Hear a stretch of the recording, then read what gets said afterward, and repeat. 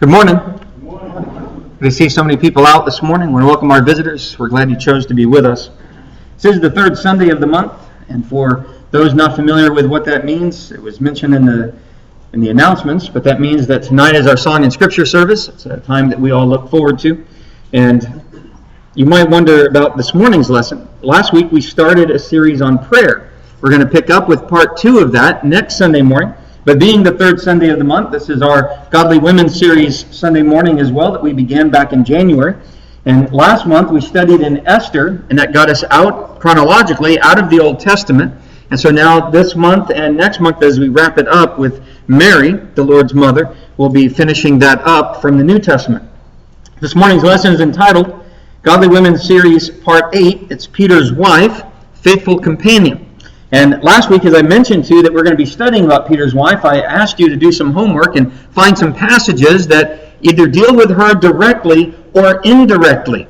That was the challenge. Well, the 3 texts that we're going to be looking at this morning that deal 2 indirectly and 1 directly are Mark 1:29-31, 1 Corinthians 9:5, and 1 Peter 5:1. And incidentally, that's the order, and we're going to be looking at those this morning. At the end of the lesson, we're also going to be referencing some secular writings, and the outline and PowerPoint are already on the website. The very last page of the outline is a sources page, as I often do whenever I cite things that are extra-biblical. And there are 8 quotes or things of that nature by 7 historians. One historian made the list twice, Jerome, so there's 8 quotes, but 7 historians. And I'm not going to read all of those. I'm just going to reference them. So if you would like to look at them, it's on the last page of the outline. And I do have a hard copy of that with me as well if you want to see that after the lesson. What we're going to do is just read one of those quotes as we get to the end. Well, one of the reasons we've been looking at a Godly Women series is to note that there are examples, both good and bad, in the Scriptures. Both men and women alike provide sources of inspiration, strength, and encouragement. Both men and women alike can provide us with example, both good and bad, as we look through the Scriptures, both Old and New Testament. And as we looked at in the very beginning, where I'm not going to go through this list, as the list has gotten longer, it takes more time to get through it. So I'm just going to mention the ladies we have studied so far.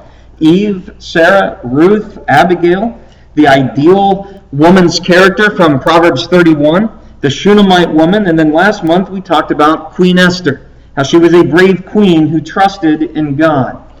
These are just a few of the many examples there are in the Scriptures. This was not to be an all-inclusive or exhaustive Godly Women series, but to provide 9 examples of what it means to be a godly woman, what it means to put your trust in God. And one of the reasons we want to look at these things is because godly role models are greatly needed today. And whether you are married or whether you are single, you can be a godly role model to others. You might wonder, why is Peter's wife on this list? I know some of you have asked me that as I asked you to rank them. Why is Peter's wife on there? We don't even know her name. Well, we didn't know the Shunammite's name either. And yet, that is an extraordinary example of what a godly woman looks like. Knowing her child is dead, she approaches the prophet of God. He asks through his servant, "Is it well?" And she says, "It is well." That's extraordinary. That takes exemplary faith in God and trusting in His goodness and His faithfulness towards His people. Contrary to what the Catholics teach in regards to Peter being celibate and the first pope, Peter did indeed have a wife. In fact, the Scriptures are going to define her as a believing wife, meaning she was a Christian. And I'm briefly going to talk about these 3 passages, and then we're going to look at them in greater detail. But in Mark 1:29-31, it's also found in Matthew 8:14-15 and Luke 4:38-39. 3 out of the 4 Gospels mention this account that Jesus and a couple of his apostles enter the home of Simon and Andrew. That's Peter and Andrew's home. And there they find Peter's mother-in-law. Luke describes her having a high fever. And they tell Jesus about her. He goes to her and heals her. There's an interesting note about that. In order for you to have a mother-in-law, what must your relationship be? What must your relationship status be? Married, right? In order for you to have a mother-in-law, you must be married. So for Peter to have a mother-in-law, he is married. So the implication here is he is married. This is one of those indirect mentions of Peter's wife. You must be married to have a mother-in-law. In 1 Corinthians 9:5, we're told she was a Christian and traveled with Peter. Here is the only direct biblical account of Peter having a wife. This is the direct mention of Peter's wife. In 1 Peter chapter 5 and verse 1, Peter exhorts the elders as their fellow elder. To be an elder, what is your marital status? You have to be married. We know that from so many other passages. 1 Timothy 3:2, Titus chapter 1:6. So we know she was an elder's wife. This is an indirect passage dealing with Peter's wife, but it tells us so much about her, knowing just the qualifications to be an elder. So like the Shunammite woman from 2 Kings 4, we don't even know her name. But from what is recorded about her, and it is a short account of what is recorded about her, we see that she was a faithful companion. One of the first things we note about her character is she was hospitable. In Mark chapter 1, 29 to 31, it reads this way. And immediately after they came out of the synagogue, they came into the house of Simon and Andrew with James and John. So Jesus has brought in James and John into Simon and Andrew's house. This tells us a lot about the hospitality that this home had. Now Simon's mother-in-law was lying sick with a fever, and immediately they spoke to Jesus about her. And he came to her and raised her up, taking her by the hand, and the fever left her, and she waited on them. So while in Capernaum, we can go back to Mark chapter 1, verse 21, they're in Capernaum, and after teaching in the synagogue, the interesting thing about this, tying all the dots together, you can turn to Luke 7, 1 to 5, and find that the synagogue here in Capernaum was built by the centurion whose servant needed healed, who told Jesus, just say the word and it'll be done. This is where the synagogue came from that Jesus is in teaching. So Jesus and a few of his apostles, Mark 1:29 tells us it's James and John, enter into Peter and Andrew's home and healed Peter's mother-in-law. Luke 4:38 tells us she had a high fever. Once healed, she immediately got up and waited on Jesus. The interesting thing to me here, it doesn't say Peter's wife, but the one who was sick got up and waited on them. And as you look through the Matthew account, the Luke account, and the Mark account here it says she waited on them, meaning all those in the house that were there. In other passages, it says waited on him, meaning she was waiting on Jesus. One of the interesting things here about the way this is worded, especially if you look in the Luke 4 account, Luke 4:38, Andrew brought Peter to Jesus, going back to John 1:35 to 42. And here, Peter and Andrew bring Jesus home to Peter's mother-in-law who needed help. One of the lessons we can take from this short account is bring those you know to Jesus. Teach them the gospel. Bring Jesus into your homes and to your family.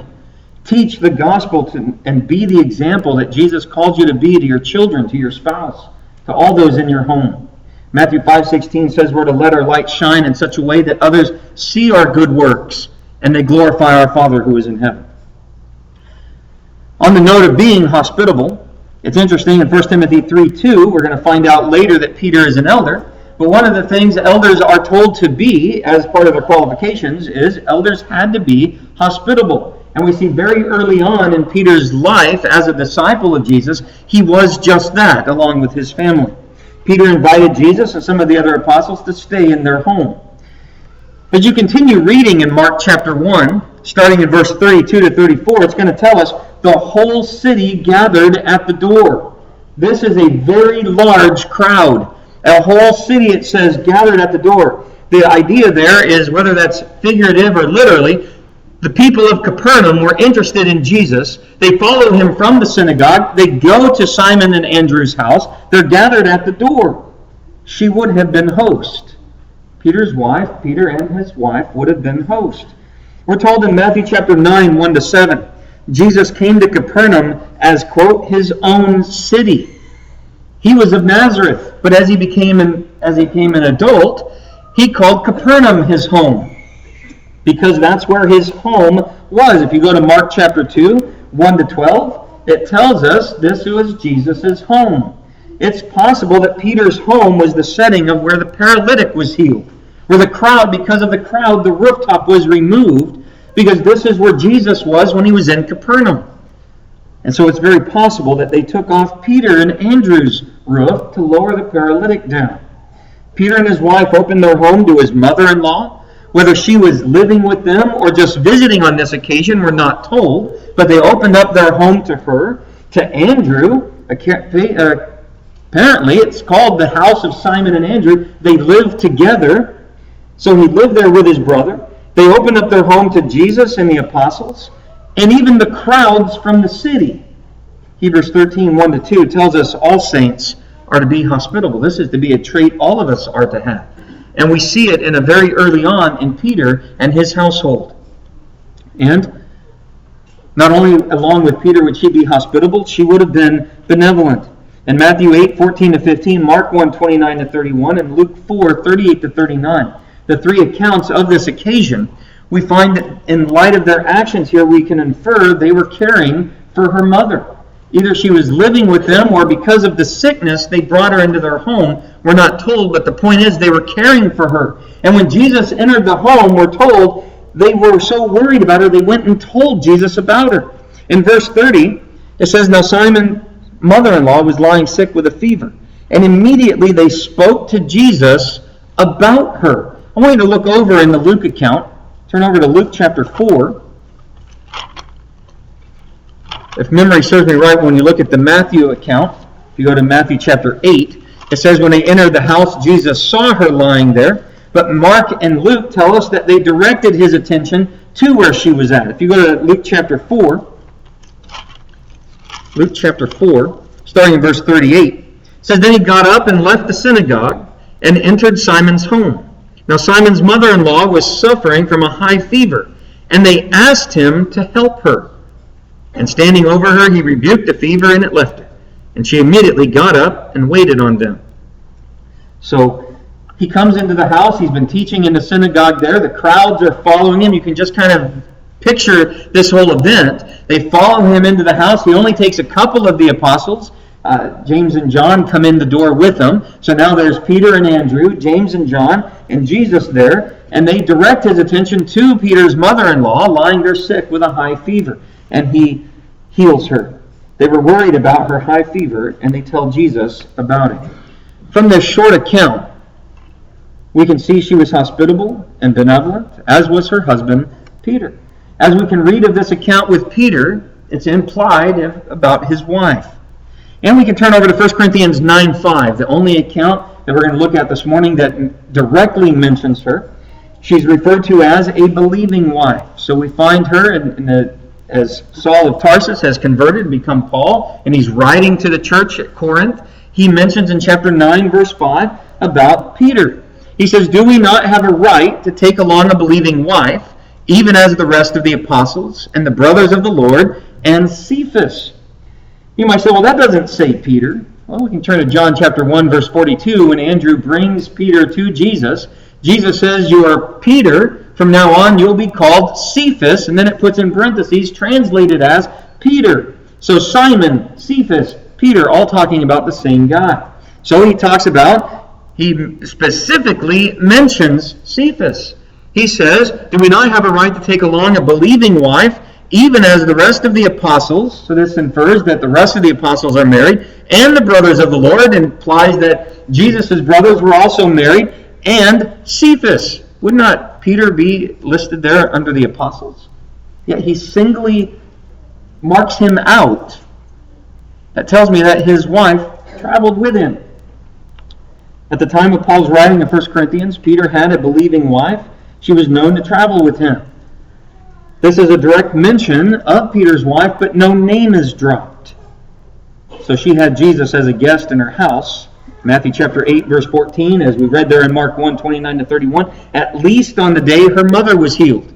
And it's possible, as we looked at those other passages, that was a home that Jesus called home while he was in Capernaum, because of the structure of the other passages.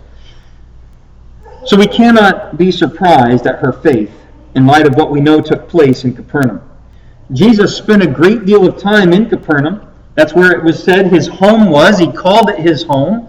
And he performed many miracles there. We can look at Matthew 8, 5-13 and see this included the healing of the centurion's paralyzed servant. We can find the paralytic carried by 4 friends, Mark 2, 1-12. Peter's mother-in-law, Matthew 8, 14-15, and the other 2 passages in Mark 1 and Luke 4. and the nobleman's son in John chapter 4, 46 to 54. All four Gospels record miracles of Jesus in Capernaum. In fact, we're told he spent so much time there that when the people on the whole did not believe in him, he pronounced judgment on them, saying, "Think of all the things you have seen in your midst." And he pronounced judgment on them. You can read his judgment, Matthew 11, 23 to 24, and Luke 10 and verse 15. 1 Corinthians 9:5 tells us so much of her faithfulness when we consider what Peter went through. There is faithfulness in hardship. In Mark chapter 1, 16 to 18, Matthew 19, 27, Peter was called by Jesus. He left his job. He left everything. They had a house in Capernaum large enough to house his brother Andrew, his mother-in-law, possibly even Jesus. And it's possible that when he tells Jesus later on in Mark chapter 10, "We've left everything to follow you," it's possible he lost it all. His family business was fishing, and he apparently was doing very well for himself. But he tells Jesus in Mark chapter 10, "We've left everything for you. We've left everything." There would have been some hardship there. Being a disciple of Jesus probably didn't pay as well as it did being a fisherman. His wife would have been there with him. Persecution and imprisonment. These don't just affect one person. It affects the whole family. In Acts chapter 4, 1 to 3, Peter, along with the other apostles, is imprisoned by the Sanhedrin, and they are released. But then in chapter 5, 17 and 19, they're again arrested and put, it says, in a public jail. Her husband would have been made a public spectacle by the Jewish Sanhedrin. Then we can read at the end of Acts 5, 40 through 41, he, along with the other apostles, was flogged by his own countrymen.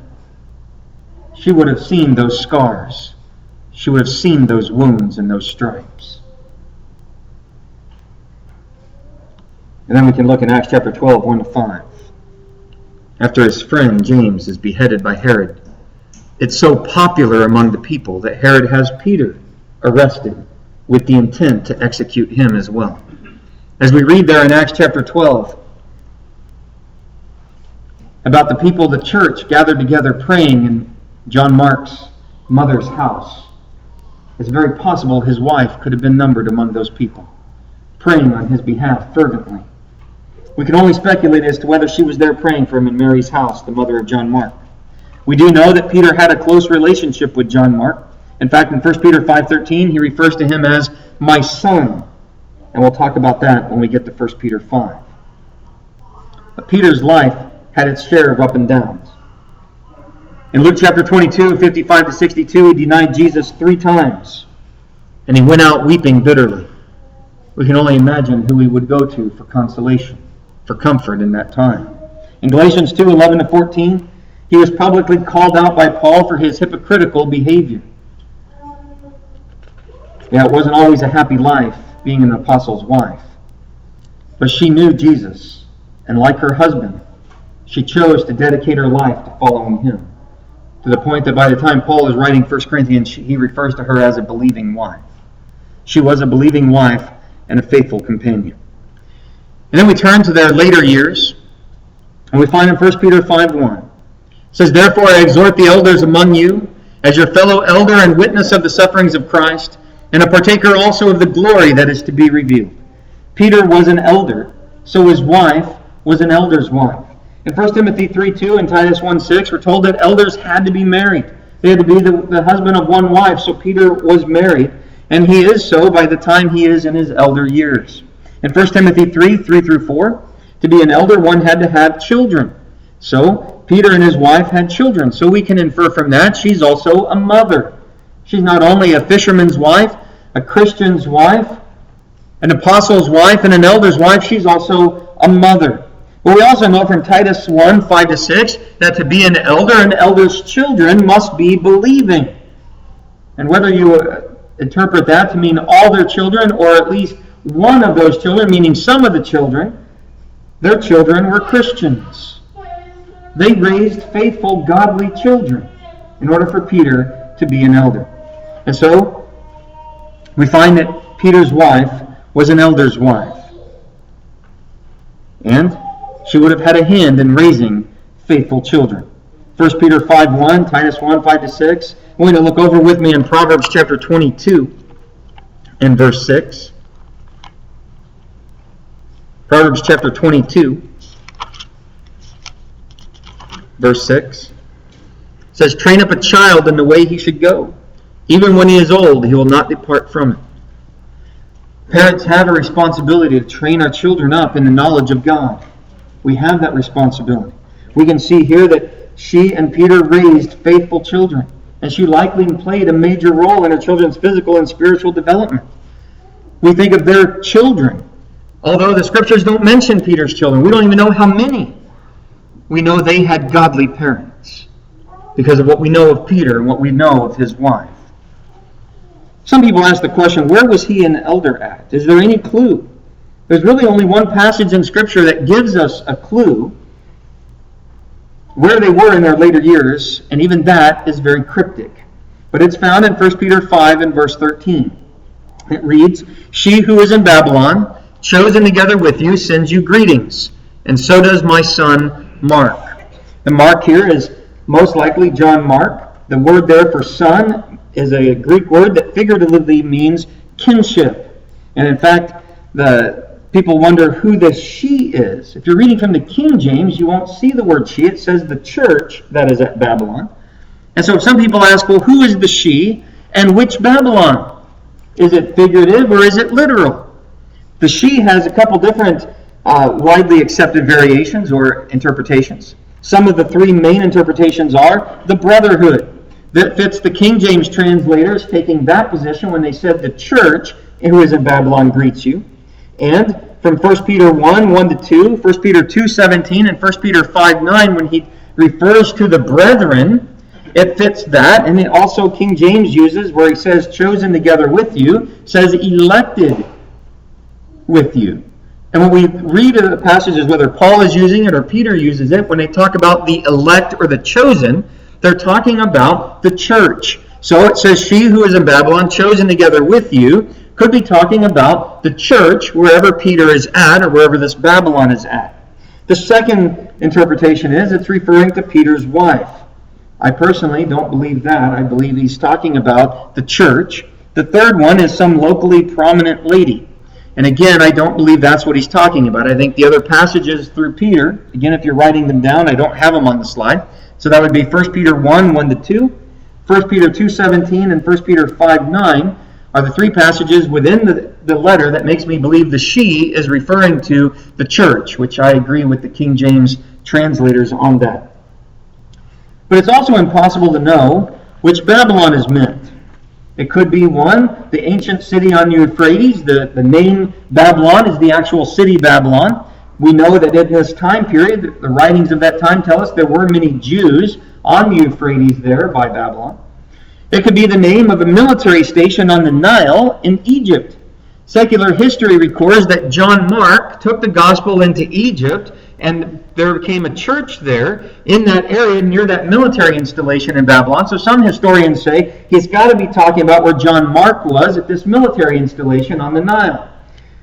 But then most people believe it's talking about Rome. This is the way it's used that many believe it's used through the book of Revelation. 1 Peter would predate Revelation. And so that would mean that if it is referring to Rome, that Peter used it that way before John did in Revelation. But whether it's talking about Babylon, the actual ancient city, or talking about figuratively Rome, it meant it was a long trip for Peter's wife from Capernaum. She traveled a long way with Peter. That's the ultimate point of all of this. Whether it's on the Nile in Egypt, whether it's the ancient city Babylon, or what I believe it's referring to in Rome, because of other secular writings that tell us Peter and his wife made it to Rome in their later years. She traveled a long way from Capernaum with her husband. From all of this, we can conclude that Peter's wife was his faithful companion during his very eventful life of a preacher of the gospel of Christ. And though unnamed, Peter's wife can be seen through the scriptures going from a fisherman's wife to a saint, a godly mother, an apostle's and an elder's wife. From the text, we can see her being a helper to the man of faith who was her husband. She was the helpmeet that she was intended to be. Here's where I'm going to quote from secular history. Secular writings tell us that they did indeed reach Rome. In fact, some of the historians, one in particular, Jerome, gives very specific details. But I want you to notice, I'm going to go through from the 1st century into the 3rd and 4th century, or the 4th, all the way from the 4th to the 5th century, actually, in these historians. Ignatius of Antioch, writing around AD 50 to 108, he is one of 3 men. Another one's going to be on this list. Polycarp, Clement of Rome. These are 3 men that lived during the time of the 1st century that are said to have been friends of the Apostle John. Polycarp is born about either 4 years or 1 year after the execution of Peter, so he wouldn't have known Peter. But Clement of Rome, Ignatius of Antioch, and Polycarp are said to have been friends of the apostles, namely, specifically, the Apostle John.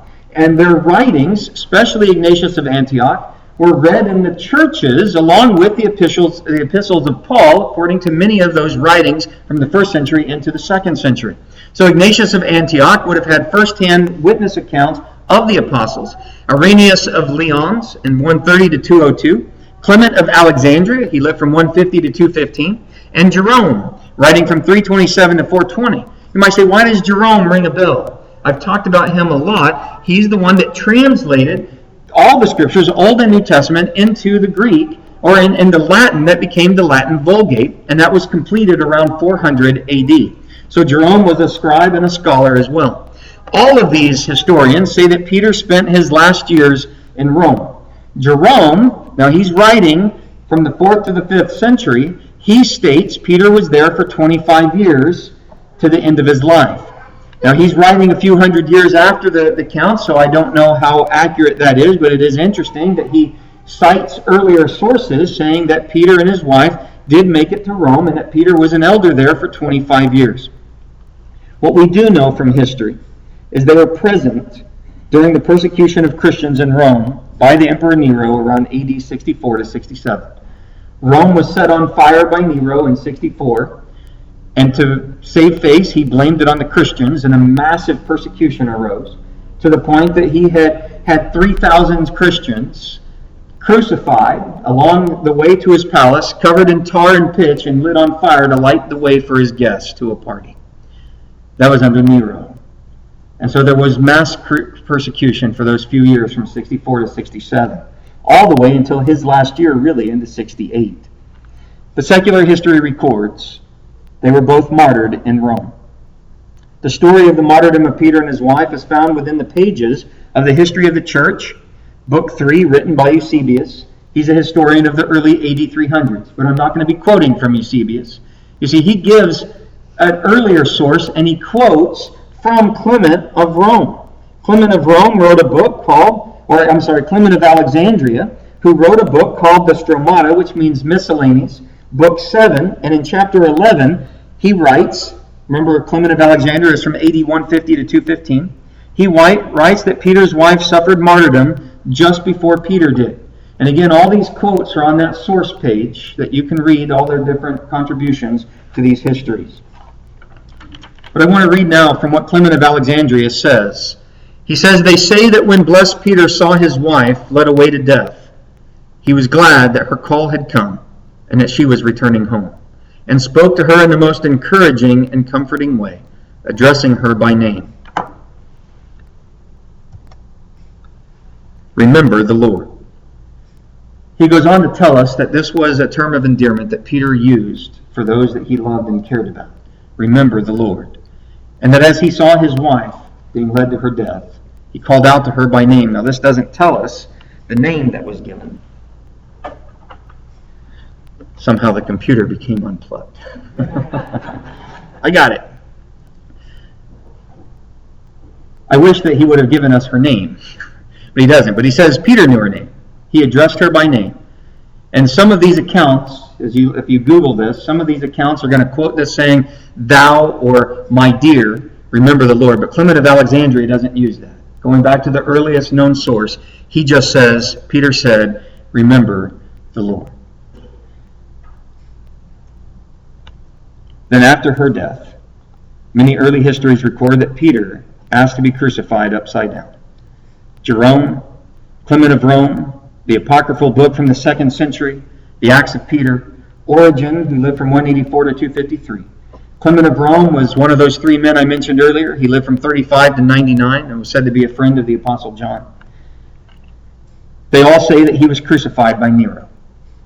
While some historians only say he was crucified, others do say he asked to be crucified upside down, not counting himself worthy to be crucified in the same manner of Jesus. They all agree that he was crucified by Nero. Their dates may differ. Some say 65, the year after the fire. Some say 68, such as Jerome. Jerome says he was in Rome for 25 years and was put to death in the 14th year of Nero, which would be 68 AD. Jerome again gave very specifics. Whether it's 65 or 68, they all agree that Peter and his wife died in Rome. This could be the death that Jesus prophesied in John 21, 18 and 19. And 1 Peter chapter 1, 13 to 15, as Peter recounts that prophecy. Jesus told Peter, when you were younger, you used to go wherever you wanted to go. You dressed yourself and went. But when you're older, someone else is going to dress you and take you where you don't want to go. And then it tells us that he said this, specifying the kind of death Peter would die. I often wonder, in Acts chapter 12, we read that account where Peter's sleeping. And an angel coming to his rescue has to strike him in the side to wake him up. Either he was at peace with death and was going home to meet his Lord, or he was at peace knowing it wasn't going to happen, because Jesus said, when you're old, it's going to happen. And so he didn't know how or why it would take place, but he knew it would. Either way, Peter lived to be that old man. He had served as an elder at the church. From the small record of Peter's wife, we can see a picture of a hospitable, godly wife and mother, and a faithful companion to an apostle and an elder of the church. She was faithful both to her husband and to the Lord. And if the histories are correct, then she was faithful to the end.